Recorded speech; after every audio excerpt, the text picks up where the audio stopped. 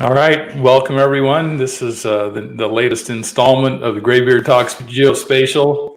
This is Bruce Buxton. I'm the Graybeard. I'm joined here today by Joe Howell. We're going to talk about that name tag he has there at the bottom of his picture, Energy GIS Joe. But Joe, why don't you say hello to those who are watching us today? All right, welcome everyone. This is I got to turn on. That's the Graybeard Talks Geospatial. Hang on. This is Bruce Buxton.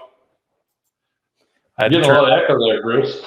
That was what you call user error. So go ahead. Go ahead. Yeah. Why don't you just say hi and tell everybody where you're calling in from, Joe? Glad to be here, Bruce. Appreciate it. I'm calling in from just north of Carlsbad, New Mexico, down in the Permian Basin, just about 3 hours north of El Paso, Texas. Is there anything there? There's sagebrush and horses and lots of oil wells, and it's Permian Basin. We're gonna talk about the oil well thing. I think that you got to it's Artesia, right? That's where you're calling from, Artesia? Yeah. I live just south of Artesia, almost halfway between Artesia and Carlsbad. So you got there by working working in the oil and gas industry, specifically in GIS, and so we'll talk about that a little bit today. Listen, before we go down that road, I just want to tell everybody, if you didn't get a chance last night to join me on Clubhouse, we had a good Clubhouse session. I was joined by Juliana McMillan, Will Hoyt, Toby Soto, Tim Nolan, and Kendrick Faison, and these guys are just fantastic professionals. We had about 35 people there at the highest viewership, or the highest club room there, which was great for a first night out. It's called This is the Spot Geospatial Connections. If you want to be involved in that Clubhouse room going forward and you have an iPhone, I've got several invitations that I can give out right now. So just DM me on LinkedIn. Let me know that you want an invitation, that you have an iPhone, and then we'll go back and forth till we get it all set. But if you haven't tried out Clubhouse, it's worth a try just to see if it's something that would work for you. But I really believe it's a place we can have a geospatial community that's worth it, that really provides value for the community itself. So I just want to put a plug in for that, make sure everybody's thinking about that. But Joe, you and I have a little something in common, that we both love horses, right? It's a love-hate relationship. I love horses. Maybe you tolerate horses. I'm not sure. No, I absolutely love my horses, but there are times, I'll tell you. Joe and I have connected professionally because we work for the same company. But and he found out that I shoe horses as a side hustle, and I specialize in doing lame horses, horses that need some attention because I don't have enough time to do the other kind. But Joe would reach out to me and we'd talk a little bit of shop and how do I address this problem? How do I address that problem? Did you take any of my advice? Yeah, I don't know if you heard from our boarder, but I actually referred our boarder to you. She's got a horse with laminitis that she's really struggling with. So yeah, I hope she reaches out to you because it hurts me to see him suffering and limping. So have her give me a call because I've done a lot of consultation over Zoom these days. It's kind of fun. It's kind of novel. Hey, listen, again, before we go further, I want to engage Joe here, but if you're watching today, and if I look over here at the live stream on LinkedIn, looks like we have somewhere between 8 and 11, 12 people watching, and that's fantastic. Appreciate you coming today. Would you please just put in the chat where you are watching from? And that'll help Joe and I to get a feel for who's here listening, and that's good for us to be able to have some interaction. I want to ask you, if you have questions for Joe or for myself, please put them in the chat because we would really like to talk directly to your questions. But Joe, you're down there in the middle of nowhere in the oil patch. Tell me a little bit about your work in oil and gas. What did you do? What was your position before you joined Critigen as the smartest guy on the planet?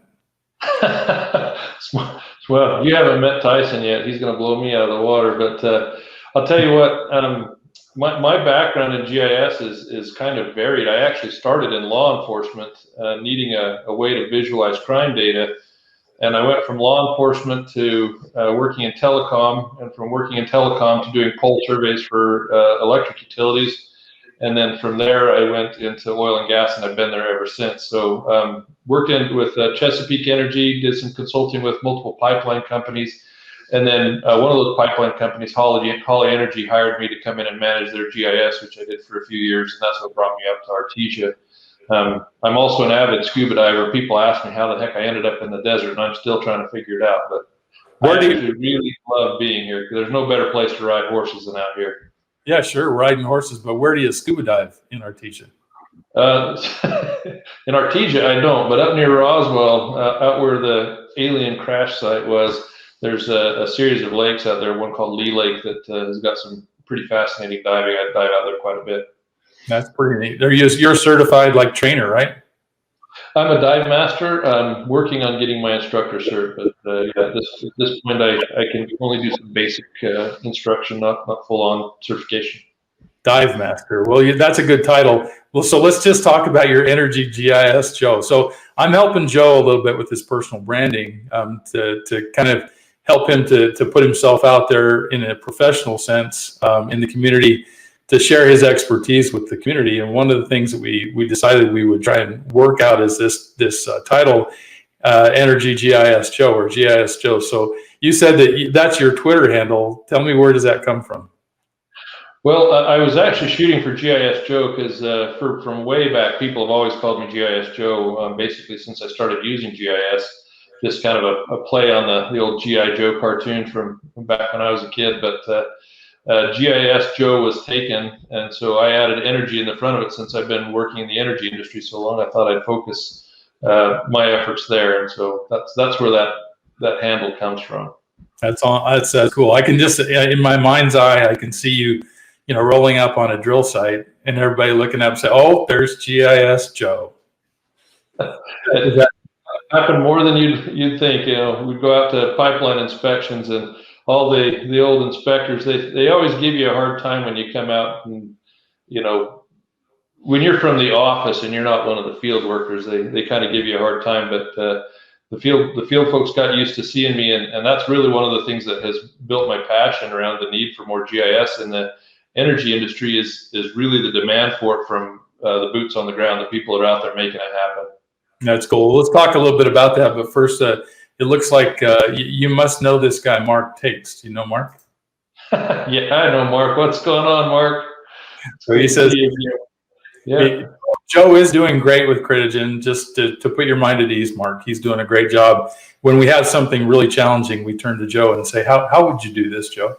So that's really where his expertise is. Now let's talk about the business case for GIS in energy, especially in the natural gas field. Like where did you play? What kinds of things did you do that were most valuable for the companies you work for? Yeah, so I've worked on the entire spread in the oil and gas world, from the producer side, from the upstream when I worked with Chesapeake Energy. Did a lot of work in the midstream world and the transportation side of it, transmission, pipeline, and lately I've been doing a lot of work in the utilities distribution side of oil and gas. And GIS is a native part of anytime you're managing an outside plant asset. GIS is really a tool that helps you to do that. You see a lot of people that are still using old paper maps and map books. I go out to the field and I see a field supervisor, and he's got a map book out on the front of his truck, and he's got his red pencil out marking it up, and then I'm sitting there dreaming about the GIS tech that's going to be getting that markup. It's got coffee spilled all over it, and I'm just I'm feeling bad for him having to interpret that guy's writing.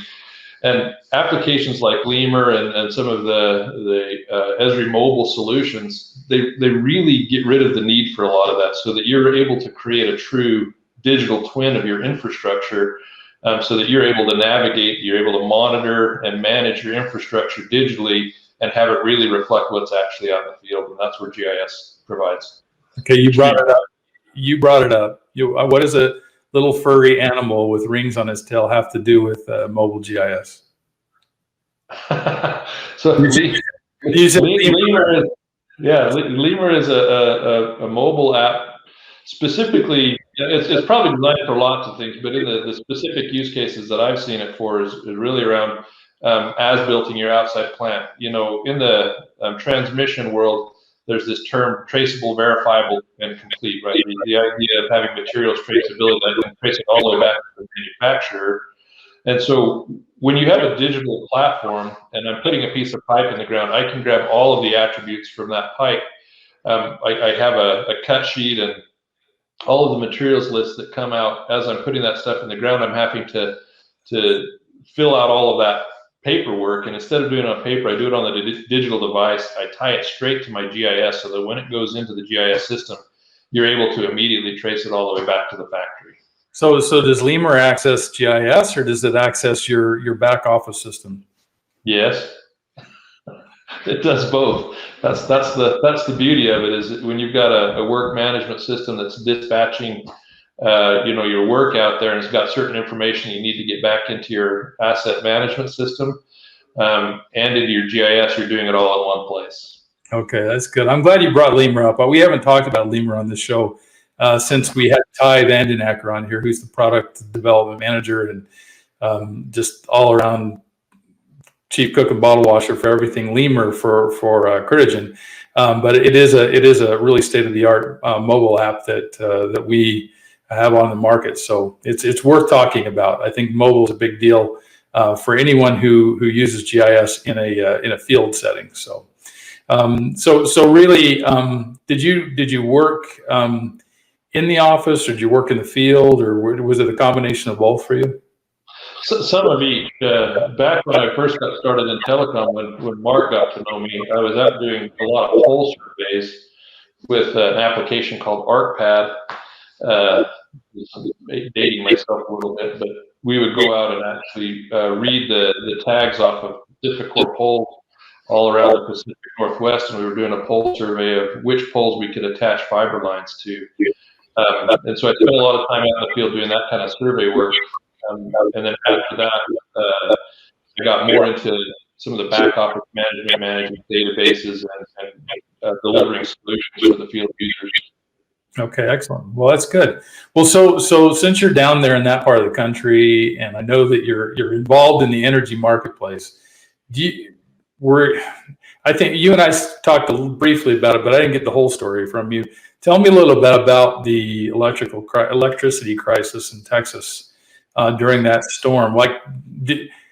Tell me just what were the underlying factors there, and could GIS have played a role in not having that be so severe, or did it play a role in having it not go over the top?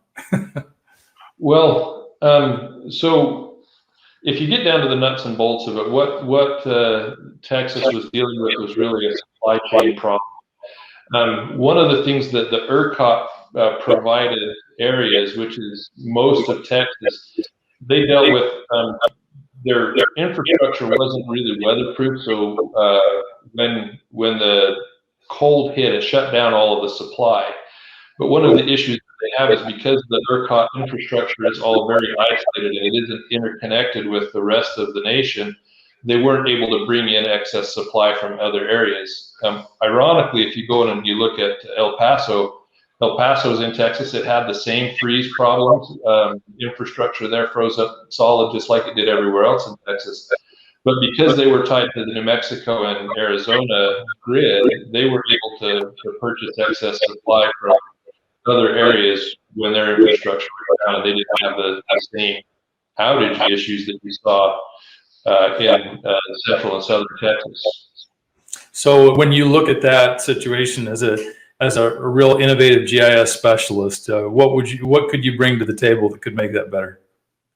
Well, there's a couple of things, and one is, and I hope that as a person that works in oil and gas, to kind of change the perspective of renewables. The oil and gas industry is perfectly suited to actually start producing electricity. I mean, they've already got a lot of that brownfield construction done. There's a huge availability of a very distributed real estate resources that they can start utilizing to produce electricity, and they could be selling it back to that grid. The other side of it is if you have an excess production that's on the Texas grid, having Texas interconnected with other states would allow Texas to then profit off of that, just like they do with the oil and gas industry. We don't stop pipelines at the Texas border, right? We sell all that stuff. If you go from Texas, you can follow most of the pipelines to Cushing or other areas, and there's a reason for that, because that commodity is being sold around the nation. And the same thing should be true of electricity. And I think oil and gas producers are in a very good position to be able to utilize their current investment to do the exact same electric. So if you had audience with the oil and gas producer today, and you were saying, hey, let me help you to figure out how to gracefully and sustainably take advantage of the renewables marketplace, and then take advantage of your infrastructure, where would you start? Well, the first thing that needs to happen is you need to quit thinking of, right now there's a political opposition between the renewables and the petroleum industry. And it's really unfortunate, because it's an opportunity for diversification and an additional, to me, it's not an either or, right? It's not either gas or renewable electricity. It's a both. If I've got an additional revenue stream that I could invest in and immediately see some diversification of my income, why wouldn't I do that? Every investor in the world always tells you, don't put all your eggs in one basket.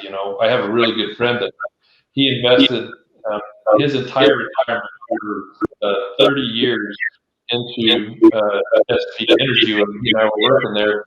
And when 2008 hit, oh my goodness, he lost his shirt. He lost everything. I lost a pretty good chunk, but he lost his entire retirement. And his financial advisor kept telling him, why didn't you diversify?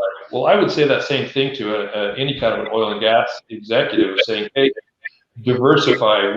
When oil's up, maximize your profit off of oil or gas. When electricity's up, maximize your profit off of that.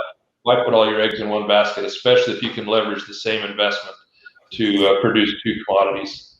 Seems like diversify is the key. So are these ideas that you're talking about, is that idea something that's out there? I mean, like, do energy executives, have they been exposed to this concept of taking their brownfield infrastructure, outlay and maybe repurposing it to, sustainably move into the renewables market?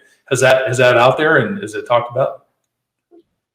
Interestingly enough, it's out there in different ways. So if you look at BP, for instance, BP's got a long-term strategy to move completely off of petroleum and onto 100% renewables over, it's a decent period, I think 15 or 20 years, but they're kind of unique in that space. Most of that is being driven in Europe. But if you look inside the oil and gas field here in the United States, any large producer, they've got solar all over the place on all of their sites, because they use it to power their pumps, and they use it to power their meters, their SCADA devices, water wells, et cetera.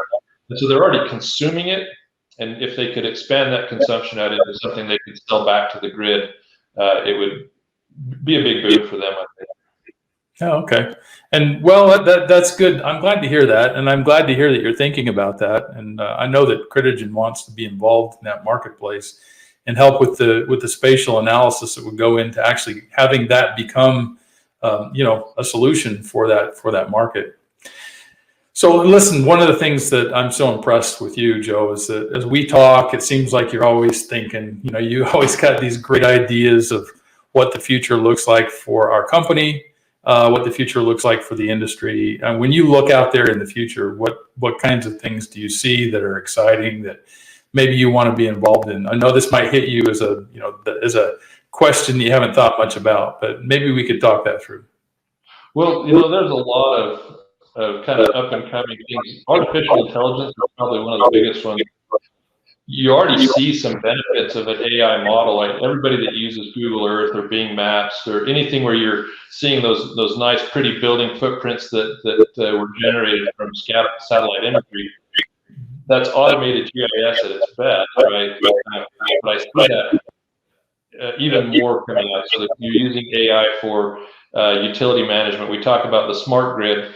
It's always talked about on the distribution side, but as you have a more distributed production side, where you see the electric or gas production being managed in the same way, the ability to have kind of real-time supply chain adjustments based on what's happening in GIS. You know, if I see that I've got a significant amount of solar energy coming in on one area of the country, I know where I can maximize my investment. Same thing with wind. When I've got a glut of supply in oil or gas in one area, and I've got a dearth of supply or a significant need, happened several times out in Georgia. You know, those types of things are supply chain problems that right now are handled in a very manual manner. Utilizing artificial intelligence to really connect all those systems together, I think will revolutionize how energy is modeled and moved around the world. As far as AI is concerned, is that real-time challenge, is that probably the best use case right now for AI in the business? I think it's one of the ones that will drive the most profit and improve efficiency. There's a lot of uses for it. You know, you talk about environmental monitoring and things like that. AI is going to have a big impact there. But you know, it's hard for me. That's the area I happen to know the most about, so it's the one that I focus on. I'm going to ask you this. I didn't even prep you for this, so just hang tight. I know that AI helps with the big data problem, but part of the big data problem is just the amount of processing that goes into just everyday handling of that data. You know, what is the answer to the big data problem, in your opinion? I mean, when you think about it, think about all the there's incredible big data sets we've got, and if you could wrangle those big data sets, there's so much great analysis that could happen. So what's the answer to that? Because right now, lots of analysis is bogged down by the sheer amount of data out there. Right. So there's a couple of things that I would say that go into that. And we're going to dig into the weeds here a little bit, but temporal computing is one that I would say. So organizing data temporally, and you now see something called a temporal database. It's a time managed database, so that as you get huge streams like SCADA data that's coming in, you want to be able to analyze patterns of historical data, but that's really an off-time analysis. Real-time analysis is about what's happening right now, and temporal databases are built specifically to deliver things that, you know, if you set your time frame that you're looking at, you know, I want to look at the last hour, the last day, the last month. I'm specifically segmenting my data by time segments rather than what you traditionally would have done, where you're segmenting it by data organization based on other primary keys in your data. Not sure if that answers your question, Bruce. It does. It does. I know you're thinking about it, so it's fun to hear you kind of muse about it a little bit. So that's good. Let me just look at our questions here, see if we have anybody. Tiffany says, what did she say? You figured this out. 1,000 plus 1,000 for temporal data. Does that mean you really agree, Tiffany, that temporal data is the way to go? I think that's what she means. Let me just say hi to everybody who I know is listening. There are a lot of people, I think, out there who are not putting where they're listening from in the chat, but Mike Eggenberger's here, Tim Deck, Jeremy Connor, Sarah Ray, Tiffany Lang, Mark Tates, Keith Russell. Thanks to all you who were willing to put in the chat that you're watching us. So we appreciate you coming in and working with us on this. So any last words, Joe, before we call it a day? And this is not going to be your only appearance on the Graybeard Talks Geospatial. So you're going to have to get ready the next time. You have to have something even more provocative than energy supply and energy. What would you call that? Energy diversification. Yeah, well, I'll tell you, probably the next thing that I'll want to talk about is about risk management and risk strategy, and how you guys get into the risk concept, and that temporal data will come into that as well. Well, we've got a couple minutes, so just prime the pump. Tell us what's the shape of that challenge and the solution for it.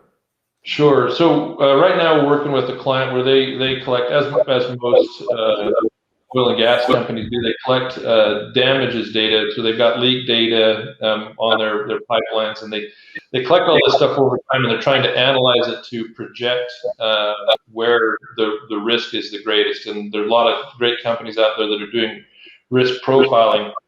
But one of the things that has to be taken into account is the timelines of that data. Because I had a leak 10 years ago on a particular line, if I don't account for any repairs and all of that that's happened, so that I'm calibrating my risk against the most recent information I have, then I might be focusing my strategy for remediating that risk in the wrong way. So temporal data becomes part of that. And when you're talking on the midstream side, stress corrosion cracking is a significant risk that's very hard to detect with biolive.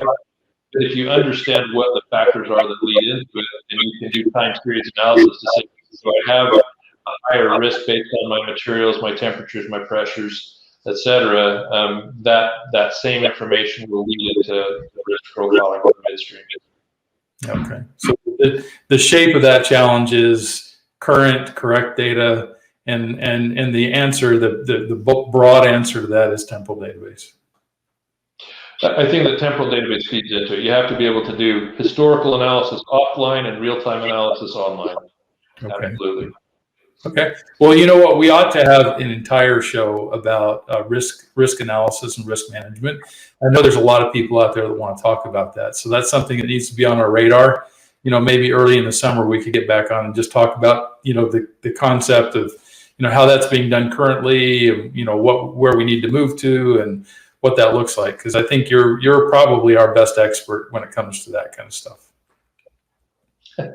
There's a lot of folks out there that know a lot, and you know, as I get to know some of them, I'll share their experience as well. Excellent, good. All right, Joe, you've been a fantastic guest. I want to say thank you to James for joining from West Virginia. We got another user in Denver, and I will say, if you have any questions or you'd like to contact Joe, I know Joe's on LinkedIn. I'm on LinkedIn. You can DM me there if you have questions that weren't answered, or you'd like follow-ups. Just DM me on LinkedIn, and we can have a follow-up conversation. I'm looking forward to having you back in the summertime, Joe. Let's make it a point, okay? Yeah, well, maybe I'll lose the beard by then. We'll see. We'll see you later. Wait. Since you said that, I'll have to tell you. You know the announcement I sent out, the picture that we sent out on LinkedIn. My wife came in my office the other day, and she looked at that announcement, and she said, "Wait a minute, I thought you were the gray beard." And I said, "No, honey, look, Joe doesn't have any gray in his beard." And she says, "Oh, he's only a couple days away from gray in his beard." So I've got some gray stretches here and there, but I'm not to your point yet, Bruce. You'll get there. It's inevitable. It's going to happen. It's going to happen. All right, my friend. Have a great day. So long from Pennsylvania. We'll see you soon. Okay. Thanks. We'll talk to you later, Bruce. Oh, bye.